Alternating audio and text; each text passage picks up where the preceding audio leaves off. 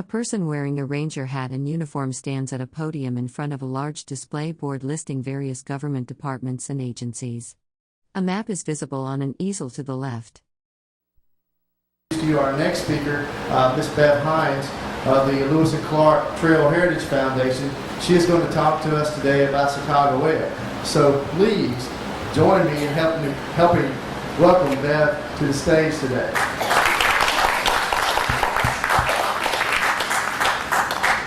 I guess we're all here and ready to go, and we hope we don't have too much traffic on the interstate and too many of them run on Jake brakes. I don't want to break your hearts, but I'm going to cut down some of the myths of Sacagawea, Sacagawea,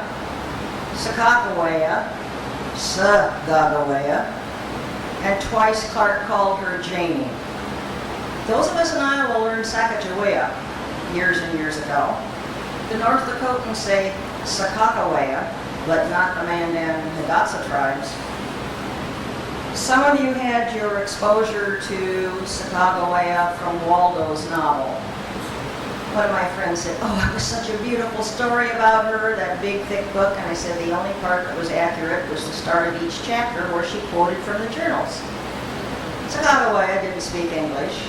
Sacagawea didn't have an affair with Captain Clark. I'm taking all the fun out of it, aren't I?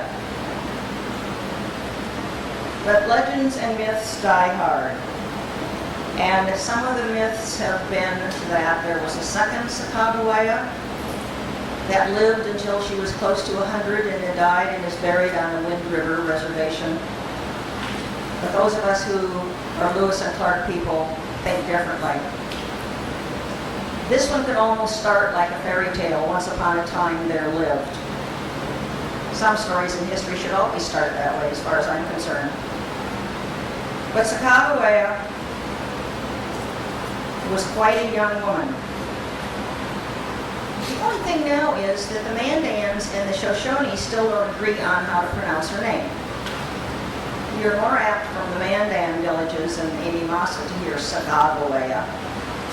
The Shoshones will sometimes say Sacagawea.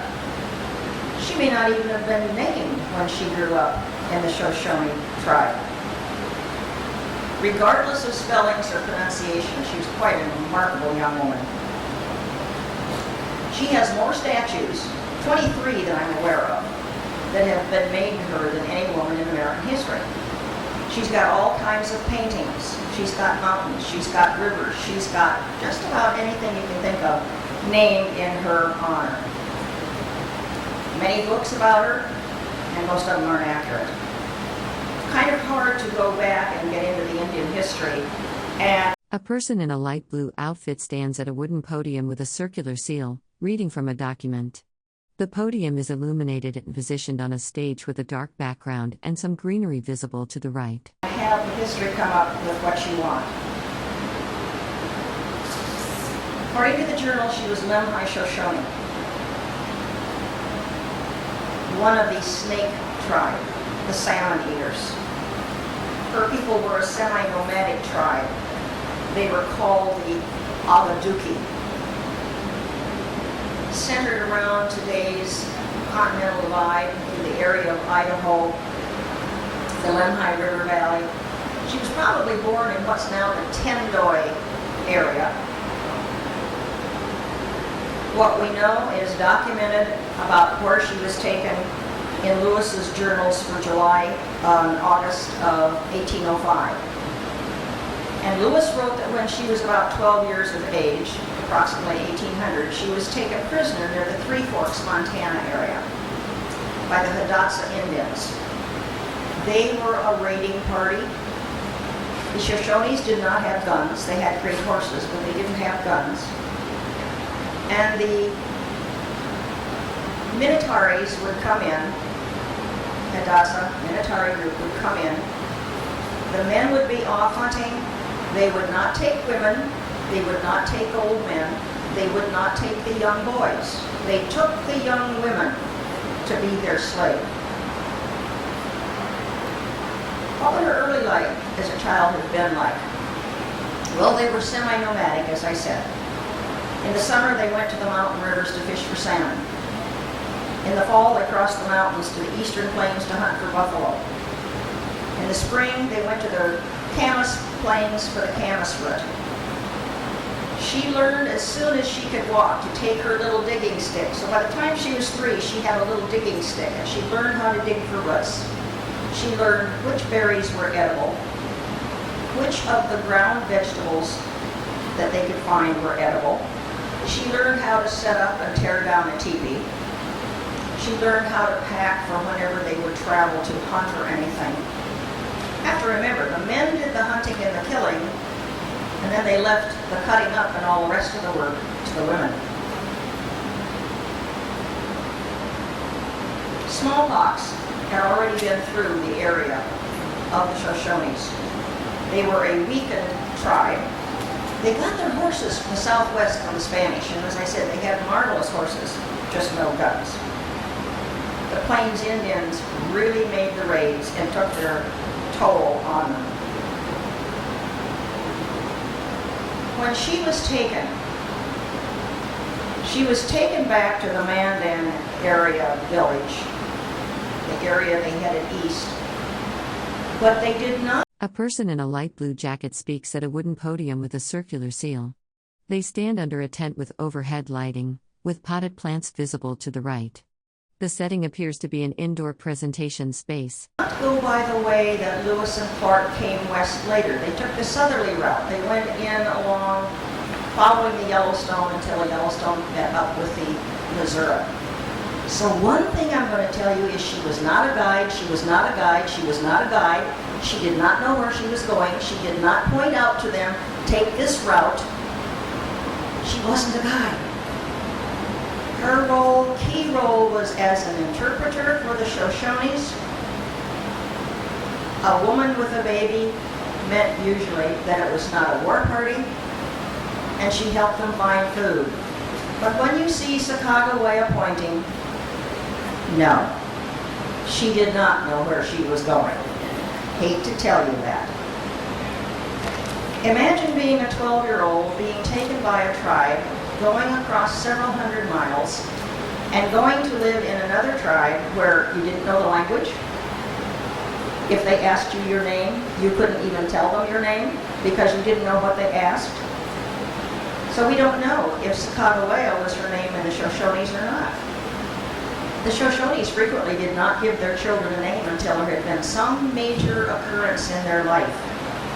So she may not have had a name. So today the Shoshones and the Mandan still argue, does Sacagawea mean bird woman or does it mean boat launcher?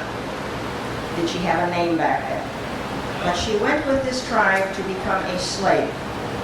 Now, being nomadic and going there, not knowing the language, and going into a tribe that planted pumpkins, corn, tobacco, she had to learn to farm. This is a totally alien world to this young woman. They raised sunflowers, beans, corn, squash. And so the digging stick that she had learned to dig for things with became a digging stick like they used to plant things. Amy Mossett and I had a long 2 hours in the airport one time, and she said, oh, we didn't take slaves. Hello? Yes, you did. The Indian tribes, almost all of them took slaves. I haven't been able to ask any of our deep historians who get into genealogy and lineage and stuff, if this was a good way to bring in fresh blood to a tribe so that you didn't have a lot of inbreeding. You would steal from another tribe and bring them in, and eventually you took them into their family and then married. She was with them about 3 to 4 years before Charbonneau came along. Charbonneau had come to the Hidatsa villages as a trapper and trader. A person with white hair wearing a light blue shirt stands at a wooden podium with a circular seal, speaking into a microphone. The setting appears to be an indoor venue with dark background and overhead lighting. He spoke French. He spoke Hidatsa. Some say he won her in a card game.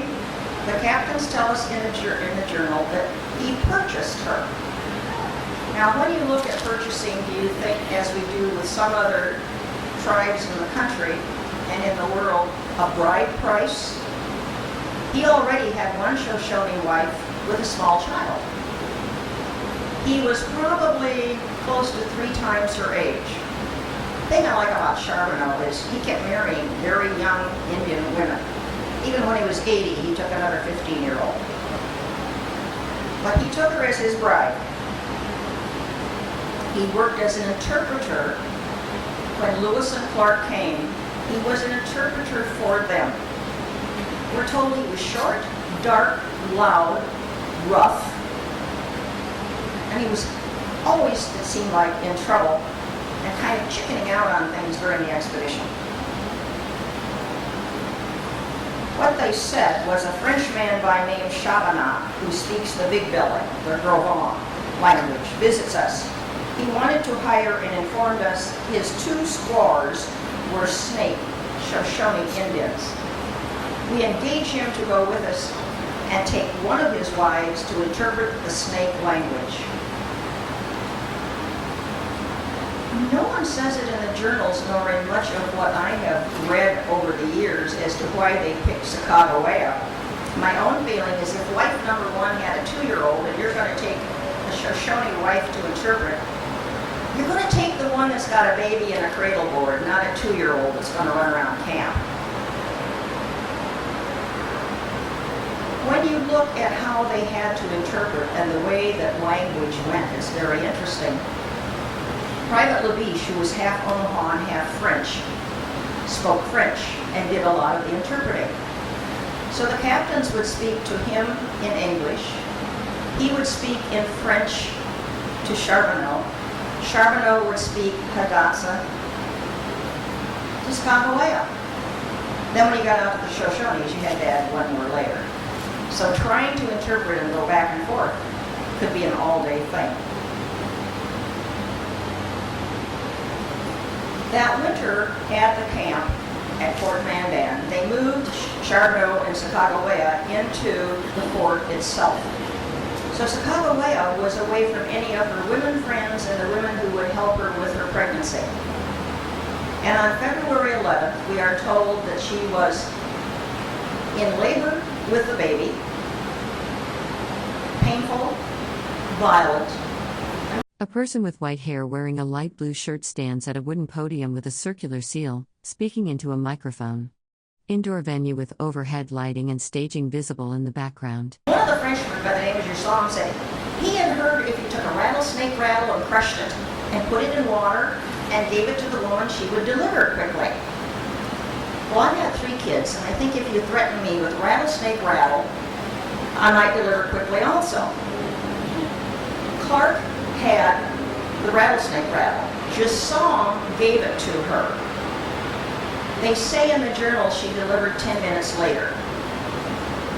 Captain Lewis was enough of a scientist to say he would have to see that many more times before he would believe in the efficacy of it. So my nursing background said, okay, what is in rattlesnake rattle? Is there something like Pitocin, like we use today to induce labor? My medical friends say, oh, Bev, keratin, the same stuff that's in your fingernails, it's what's in a rattlesnake rattle. I thought, okay, placebo effect. You tell somebody long enough, strong enough that this is going to work. Maybe it does. She delivered on April 11th, or February 11th of 1805. And on April 7th of 1805, the keelboat went back downstream. 30 men of the expedition, Charbonneau, Sacagawea, and the baby, started west. 55-day-old baby in a cradle board. A nursing mother, 16 years, 17 years old, with the original disposable diapers, a piece of leather filled with cattail fluff or marsh grass. At least it was biodegradable. The first time that they mention in the journals after leaving on the 7th that she did something for them was she was walking on shore on April 11th. She found a pile of wood, And she knew that the mice would hide things under the wood, so she dug in under there, and lo and behold, wild artichokes. Food for dinner.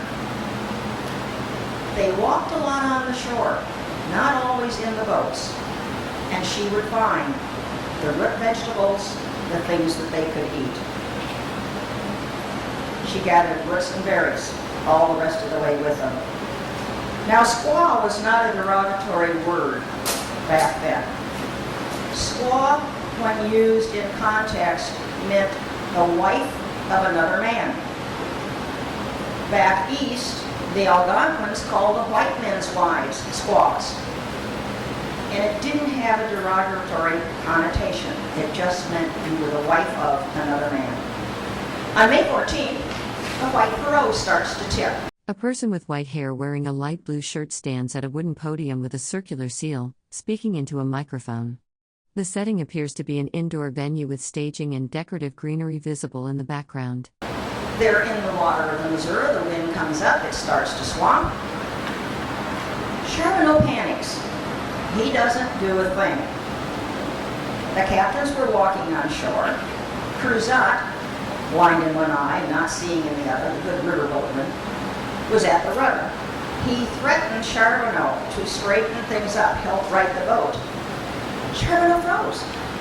In the meantime, Sacagawea, with a baby on her back, is reaching into the water, picking up journals, picking up boxes, picking up papers and things as they float out. Everything they needed that was washing overboard, she got most of it back. Cruzat got them to safety. He threatened to shoot Charbonneau if he didn't shape up. The mistake was he didn't do it. Lewis wrote in the journal that she had the equal fortitude and resolution with any person on board at the time of the accident. He praised her. June 10th, they are now in a camp near the Great Falls. They have camped because they are trying to figure out where are the falls, what's going with the river. They're trying to get the celestial navigation, find out what they're doing. And Sacagawea becomes very ill. High fever, intestinal pains. Medicine of the time, one of the things you did was to bleed a patient. You know, they gave you an emetic to make you vomit, they gave you a diuretic to make the urine flow, they gave you purgative to clean out the bowels, and then they would bleed you. And in this case, Clark bled her. For 4 days, she got worse. Clark bled her again. What the men say in the journals, he bled her twice. Lewis was on a side trip. Clark wrote every day about her illness, and she kept getting worse, and she ran a high fever.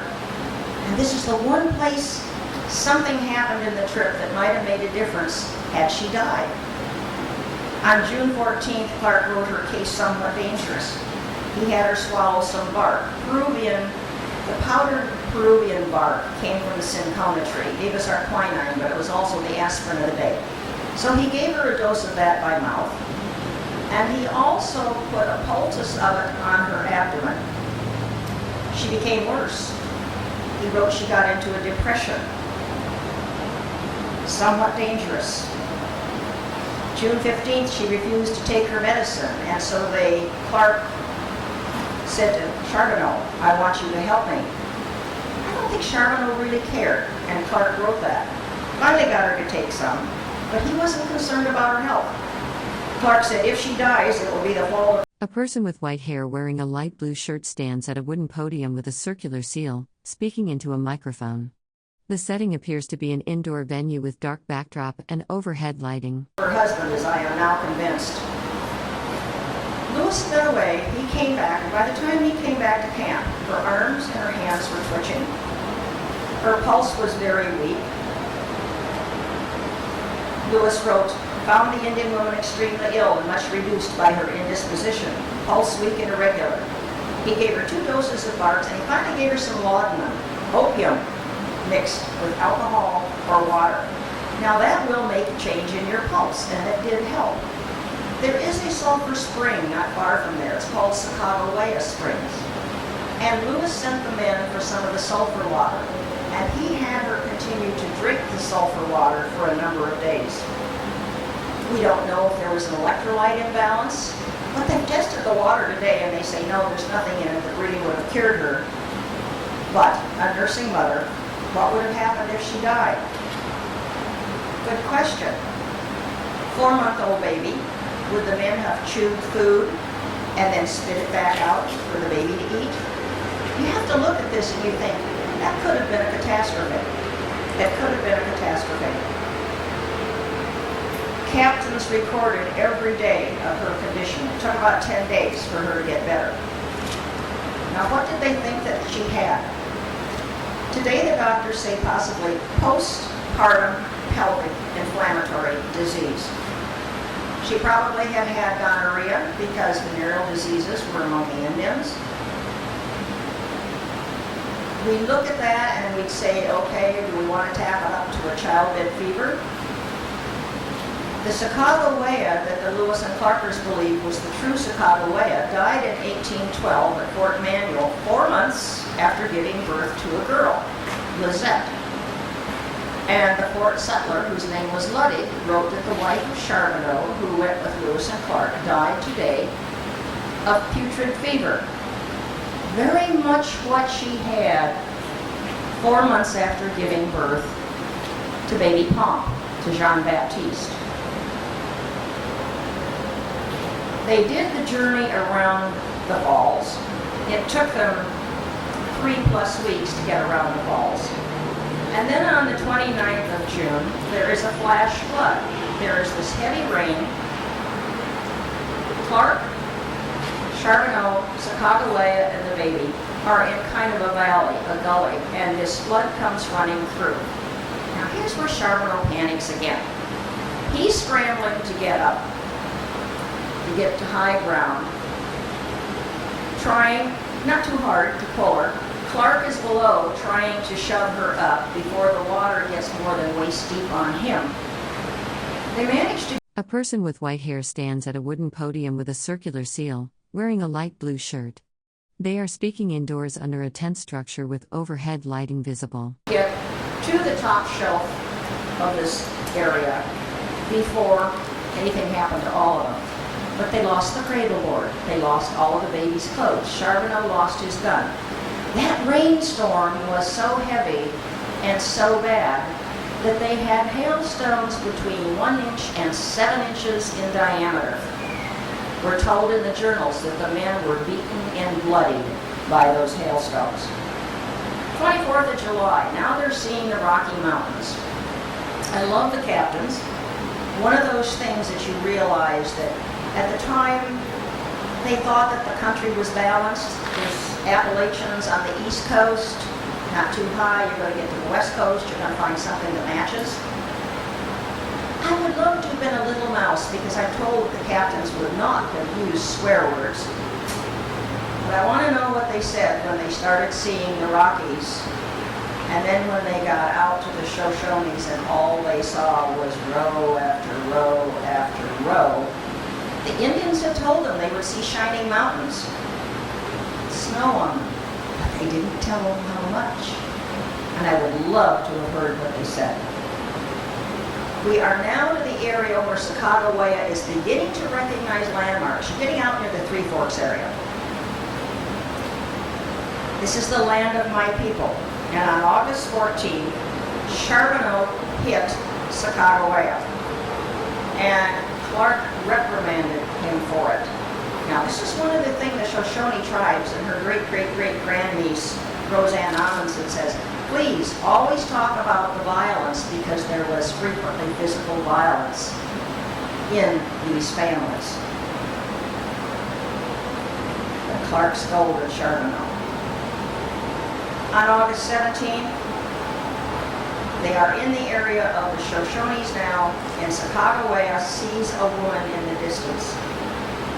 She said, through Charbonneau and such, that she and a friend were captured by enemy warriors. Her friend escaped and made her way home, and the woman that she met was the friend. Her fingers in her mouth, and she dances. She is overjoyed to see this young woman. When it came time for the meeting with the chieftains, an Indian woman is not normally in a circle with the chieftains and when you are meeting with strangers. But Sacagawea was brought in to interpret. She would come in with her head down. She would keep her head down until she was to speak. And this is where you go English to French to Hidatsa to Shoshone. A person with white hair stands at a wooden podium with a circular seal, speaking into a microphone. They wear a light purple outfit and gesture with one hand while speaking. The background is dark with some green foliage visible on the right side. And back. And this is when Hollywood couldn't have done it any better. Chief Kamehameha was her brother. Now we're not sure if it was blood brother or clan brother, but it was her brother. And it made it much easier to go and get the horses. Now, the custom of the Shoshone time was that she had been promised to a young man when she was a child. They asked her to stay with the Shoshones. This young man, though, did not want her, for now he had 2 wives and children, and she had another husband and she had a child by him, so he didn't want her. So there was no reason for her to stay with him. One of the things that came up was on the 25th of August, Kamehameha's people had been starving. The members of the expedition hadn't had a lot to eat beforehand. And though he had promised horses, Kamehameha was going to take his people and go on a buffalo hunt because they were starving. And here is where Charbonneau is in trouble again. Because Sacagawea overhears her brother saying that they are going to go on the buffalo hunt. Would have met no horses for Lewis and Clark. She tells Charbonneau, and Charbonneau does not tell Captain Lewis at first. Not till later in the day. The captains did, though, hold Kamehameha to his promise of horses.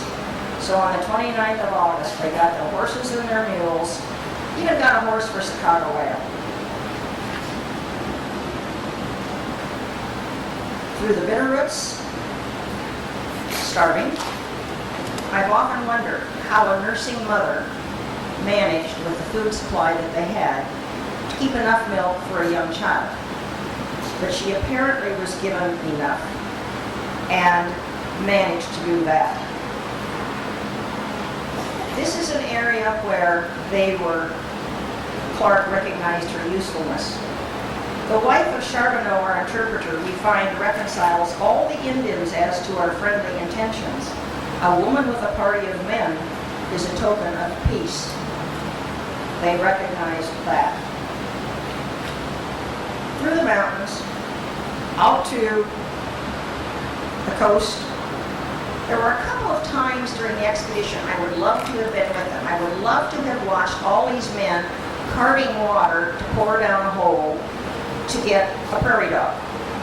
The other thing I would love to have seen when you read the journals is when the men do the rapids of the Snake River and the Indians are watching, and I'm wondering if the Indians are thinking, those crazy white men, do they know what they're going to do?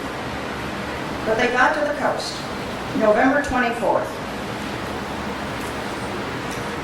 They are going to take a vote for where to. A person with white hair wearing a light purple shirt and hoop earrings stands at a wooden podium with a circular seal. They speak into a microphone while looking down at notes. The setting appears to be indoors under a tent structure. Over winter. York got a vote. He voted for Overlook, like 11 of the other men, so that they could see what was going. Sacagawea, first woman to vote, Native American, voted Potas. And in the journals, this is one of the places that Clark called her Janie. Janie voted Potas. Root vegetables, wapato, where there is food. Has to be the practicality of a woman. On the 30th of November, Sacagawea had been hoarding flour to bake something for young Pom. She had gotten wet and it had started to sour. So she baked bread and gave some to Captain Clark. He said it had not had bread for months, so it was a treat. And I say, okay, did she start the sourdough bread thing? Because that was sourdough bread by the time she used this wet sour flour. When they had the camp at Fort Hidatsa, was the first time that Sacagawea, Charbonneau, and the baby had a room of their own. All the journey traveling west, they had used the large leather tent, stayed with Captain Lewis, Captain Clark, George Drewer, the other interpreter, Charbonneau, Sacagawea, and baby Pom. They had shared the tent all the way out. One of the interesting things on this was from November 4th to March 23rd, there were only 12 days it did not rain on the Oregon coast. And only 6 of those days did the sun shine. Kind of a wet, miserable winter. Captain Clark's note that they did Christmas gift exchanges on December 25th. You know, there's nothing like a Christmas dinner of rotted elk meat. They exchanged some handkerchiefs. One of the men made a pair of moccasins for Clark. But Sacagawea gave Captain Clark 24 weasel tails. Now, do you know what weasel tails are when they turn white? Ermine. She had brought them from the Shoshone when she was there with her tribe.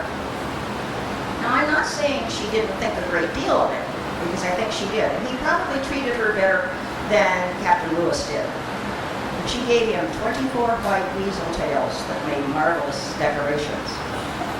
This woman had the captains take her belt of blue beads away from her to buy otter skin cape. The Indians on the coast were ferocious traders. They betrayed. A person with white hair speaks at a wooden podium with a circular seal. They wear a light purple shirt and gesture with one hand while speaking into a microphone. The setting appears to be indoors under a tent structure with dark background. Trading with all the sailors for years and the other people coming through, and they would hold you up for highway robbery, and the captains in their journals did not speak too highly, sometimes, of them. But she had lost her belt of blue beads for trade for that. On January 6th, they hear about the huge whale that's over on the beach. And Sacagawea wants to go see it. She has come all the way with the men. She's done everything the men have done, and she wants to go see the big fish. And what I would love to know is, how did she make known through Charbonneau, without stamping her feet to the captains, that she wanted to go see that big fish? And she got to go. It was a 3-day trip. Carting the baby in the cradle. Now by then he's about 10 months old. Had to climb this one area to get over to where this big fish was. And by the time they got there, it was bones. Most of the blubber and meat had been taken. But she was allowed to go. She wanted to see the ocean, and she wanted to see the big fish. They started back in March. By the time in April, the expedition was forced to pay very high prices for horses. Charbonneau took 2 of her leather dresses away from her to trade for a horse. He also gave up one of his shirts, but it wasn't like taking her dresses again. Didn't ask, just took it. In May, baby Pomp became very ill.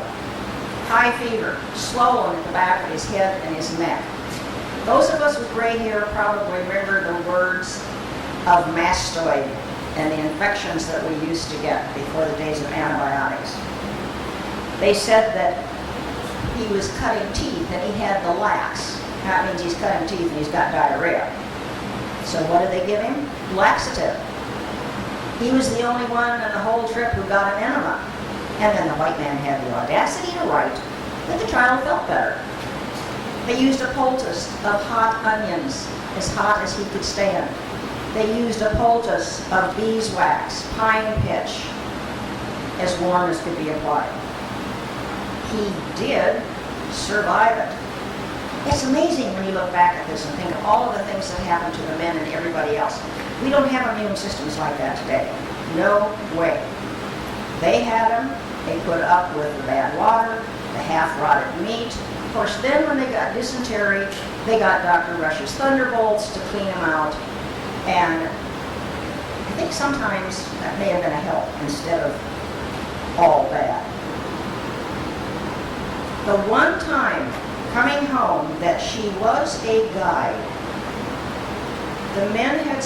A person with short white hair wearing a light blue shirt stands at a wooden podium with a circular seal. They gesture with one hand while speaking into a microphone. The indoor setting has dark background and overhead lighting. Split. Clark was going to go to the Yellowstone, Lewis was going to go up to what is now Cutback, Montana area, and she told Clark, through interpreter, that there was a pass in the mountains that her people took. And if he went that particular way, it would shorten his trip. He could make it through there easier. Today we know it as Bozeman Pass. And it is the one time in the journal that he calls her my pilot. That is the one time, yes, she knew where she could tell them to go. I don't know if she pointed there, but most of the time, no, she wasn't a guide. On August 17, 1806, Charbonneau and the family left the expedition. Charbonneau got $500.33. He got the tent. He got a horse. One. What's Sacagawea get? Zilch. Zilch. No pay. Clark expected, I think, to make it out to her later, because at the Irregular Village on August 21st, he did write a letter back to Charbonneau saying that he did not have it in his power at that time to reward her as she should be given. Clark asked to take the baby back to St. Louis with him and educate him. Not live with him, but educate him. And Sacagawea said no, he was not weaned yet, he was 19 months old. Later. Sacagawea's visit through this area down the Missouri was in 1810. And she and Charbonneau went to St. Louis.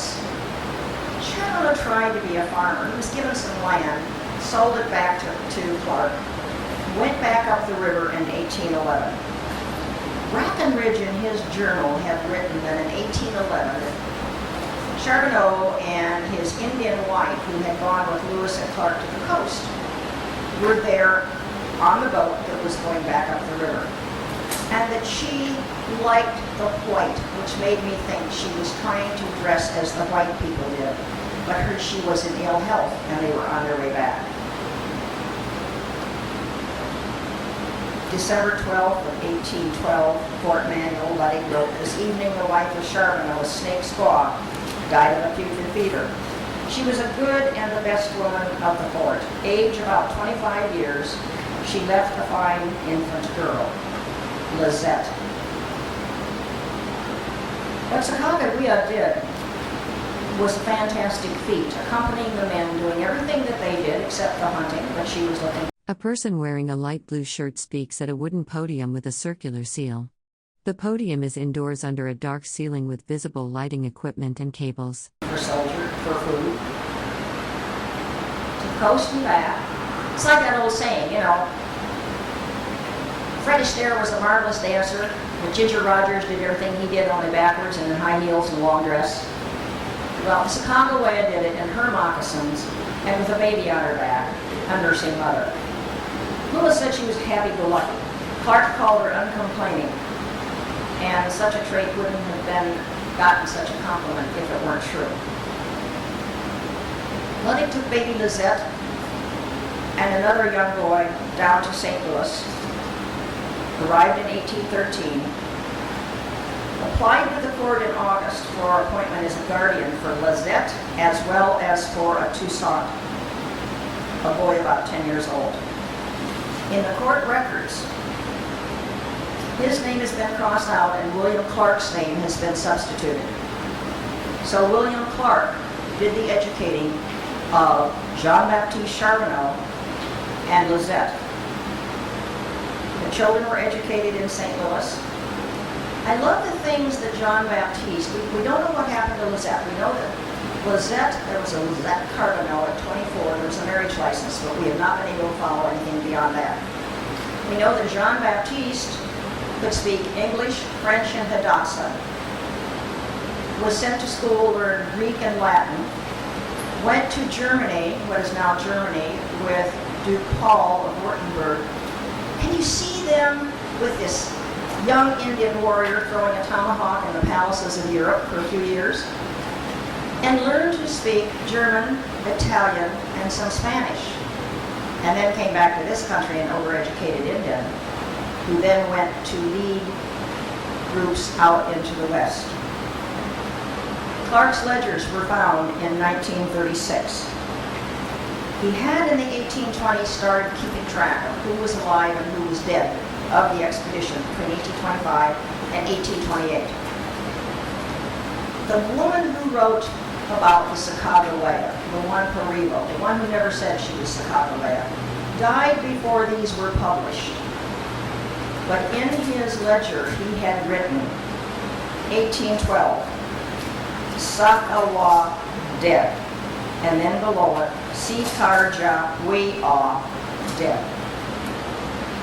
When you look at the ways that the name was spelled in the journals, about 23 different ways all told. And Biddle, when he did the journals, put in a J because he couldn't read their G's. So you have Sacagawea, Sacagawea, Sacagawea. A person with white hair wearing a light blue shirt stands at a wooden podium with a circular seal featuring clasped hands. They speak into a microphone in an indoor venue with dark background and overhead lighting. And you keep going on, and I still like Janie. Whatever you end up calling her, she was a marvelous young woman, a marvelous feat. I don't know that any of the girls today would walk across the country in their moccasins with a baby on their back and do the things that they did. Whatever you do, she's a marvelous young woman. She was not a guide. But we are very proud and recognize that Lewis and Clark would not have survived or made the journey without the help of the Indians that they discovered along the way that they met up with. From the Oto Missouri, who gave them watermelons when they met down near what is now Fort Atkinson, to the Mandan, where they exchanged metal and blacksmithing for corn, sexual favors and venereal disease too.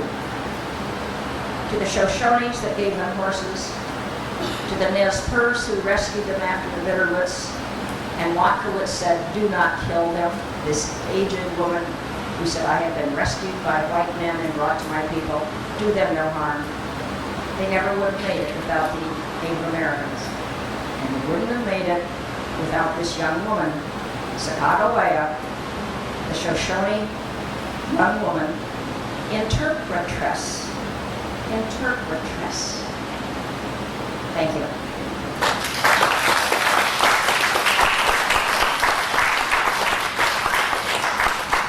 I'll take questions if you have any. We have about 5 minutes left. We can take questions.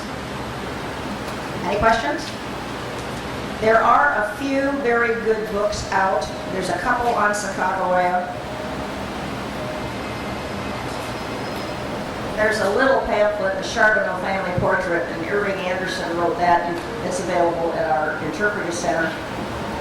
One of the ones I really like is Sacagawea by Frank Tobasma. And then Harold P. Howard did both versions. At the very end of the book, he wrote the second one. I have up here on the table, there's a book list of good, accurate Lewis and Clark books, starting with inexpensive paperbacks and going on to more expensive ones. And then there's a sheet that says, Happy Birthday, Captains Lewis and Clark. It tells about their birthdays. August 1st was Clark's birthday. August 18th was Lewis's. They had their best birthdays of all 3 years when they were along this stretch of the river. So pick one of those up. Read how they celebrated here, and read what happened the other 2 years on the trail. And thank you.